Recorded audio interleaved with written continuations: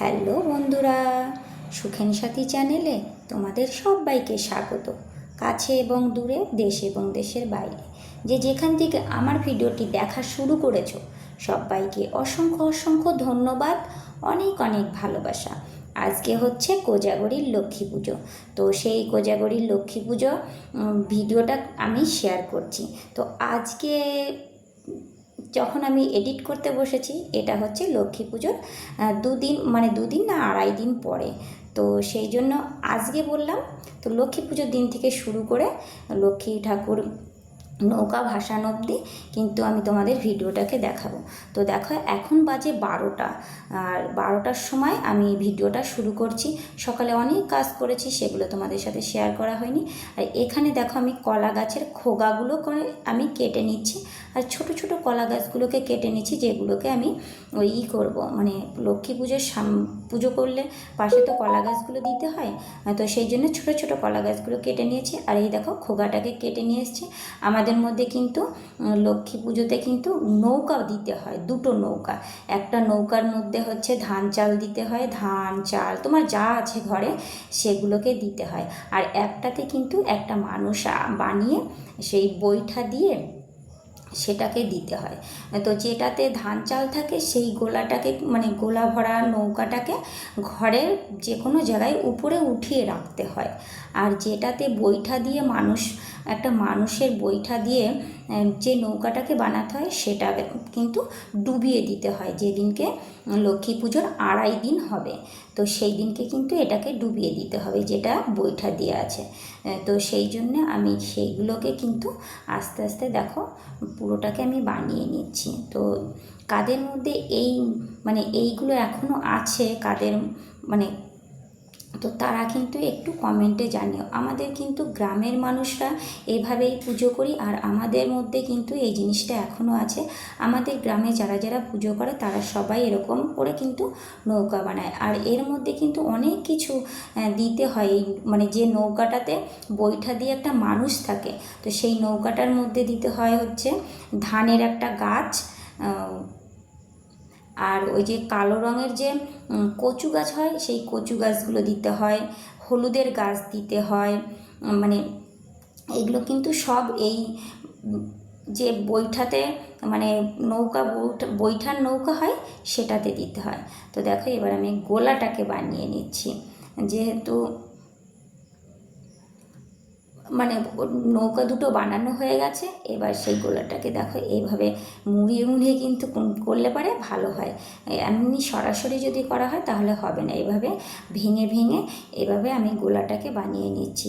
তো সমস্ত কাজ হয়ে গেছে, দেখো আমি গোলা টোলা বানিয়ে এবার আমি সকালে একবার স্নান করেছি, আবার স্নান, পুজোর জিনিস ধরতে গেলে পরে কবার যে স্নান করতে হয় তা বলা বাহুল্য। দেখো সম্পূর্ণ আমার কমপ্লিট হয়ে গেছে। একটা হচ্ছে গোলা ভরা নৌকা, আর একটা হচ্ছে বৈঠা দিয়ে নৌকা। তো এই গোলাওয়ালা নৌকাটাকে কিন্তু রেখে দিতে হবে, আর বৈঠা দেওয়া নৌকাটাকে কিন্তু ভাসিয়ে দিতে হবে আড়াই দিন পর। তো দেখো বিকালবেলা হয়ে গেছে, আমার মেয়ে এগুলো আলপনাটা দিয়ে দিচ্ছে। আর যেহেতু আজকে সোমবার, আর আমার হচ্ছে 16 সোমবার চলছে, তো সেই 16 সোমবারের পুজোটা আমি আজকে করে নিচ্ছি। আজকে হচ্ছে আমার 11তম সোমবার।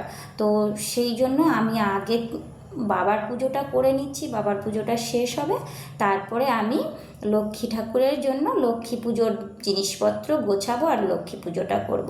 তো আগে আমি 16 সোমবারের 11তম সোমবারটার পুজোটাকে করে নিচ্ছি। আগে আমি কিন্তু পঞ্চামৃত দিয়ে বাবাকে স্নান করিয়ে নিয়েছি। স্নান করিয়ে যখন জলটা দিচ্ছি তখনই তোমাদের সাথে শেয়ার করলাম। তো বাবার পুজো হয়ে গেছে, এবার কিন্তু আমি লক্ষ্মীমার পুজোর আয়োজন করছি। দেখো লক্ষ্মী মাকে বসিয়ে দিয়েছি।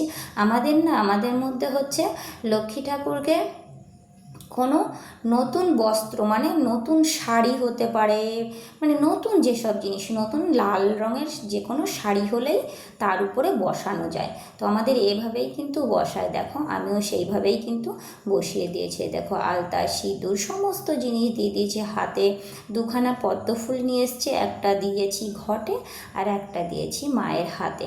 আর সমস্ত জিনিস মায়ের যা যা জিনিস পছন্দ, দেখো নাড়ু, ভাজা ভাজা জিনিস মায়ের কিন্তু পছন্দ, তো আমি রান্না করে দেইনি, এমনি কিনে নিয়ে আসা, যেমন মুড়ি চিড়ে এসব তো ভাজার জিনিস, তো সেই ভাজা জিনিসগুলো কিন্তু সবই কিন্তু মাকে আমি অর্পণ করেছি।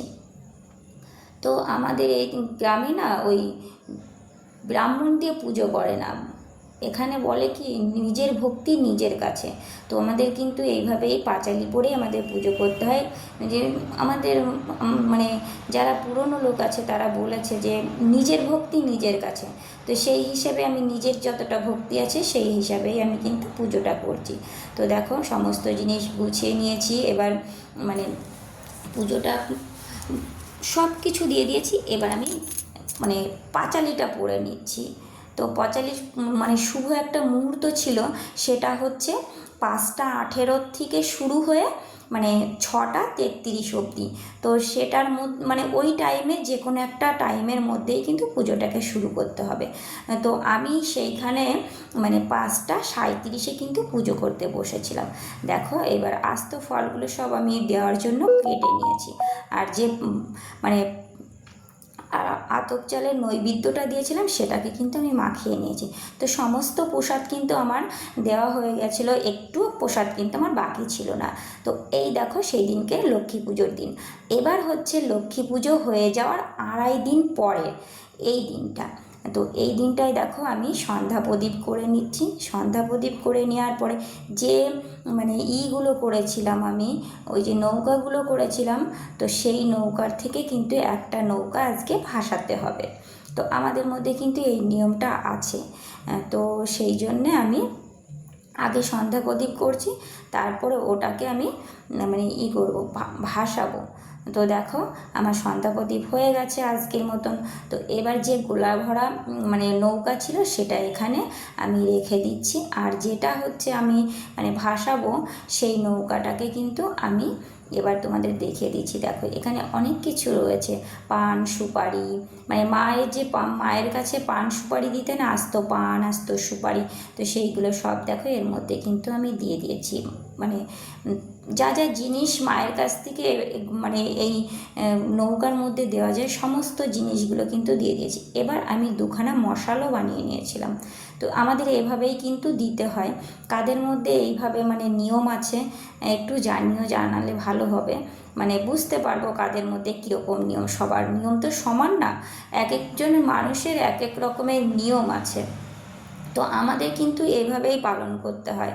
তো দেখো আমি সেই মশালগুলোকে আমি একটুখানি সর্ষের তেল লাগিয়ে নিয়েছি। এবার চলে এসেছি মানে যেখানে ভাসাবো সেই জায়গাটায়, এটাকে পুকুরও বলতে পারো গর্তও বলতে পারো, কী করা যাবে, যেখানে মানে জলে কিন্তু ভাসাতে হবে।